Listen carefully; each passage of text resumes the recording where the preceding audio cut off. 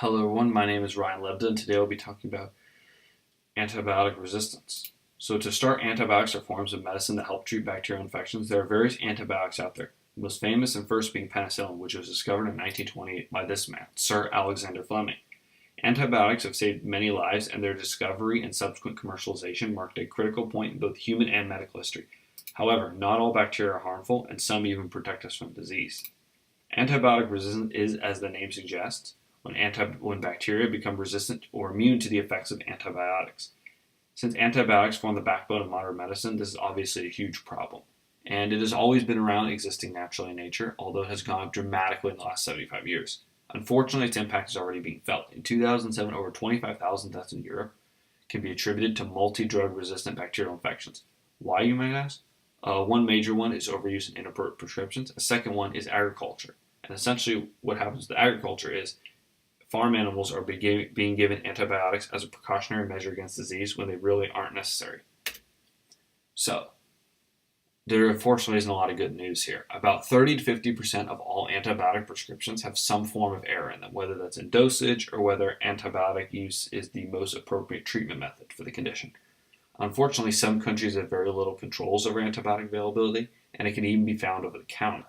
In the US, where you need a prescription to get an antibiotic, over 22 antibiotic pills per person are prescribed each year, much higher than what is necessary.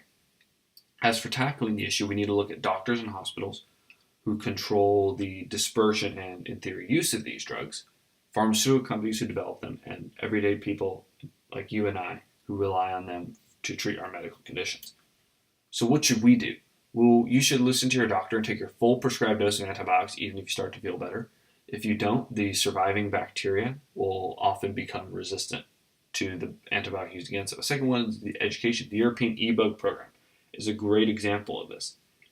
And it has been used to educate people about the basics of bacterial infections, antibiotic, and antibiotic resistance.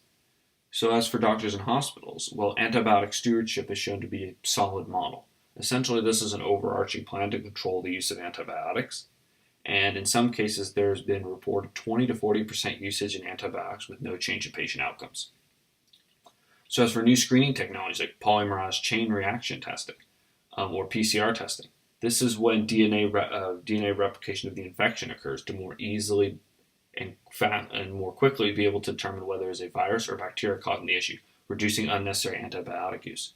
As for drug companies, despite their critical need for them, antibiotics simply aren't profitable to develop under the current business model.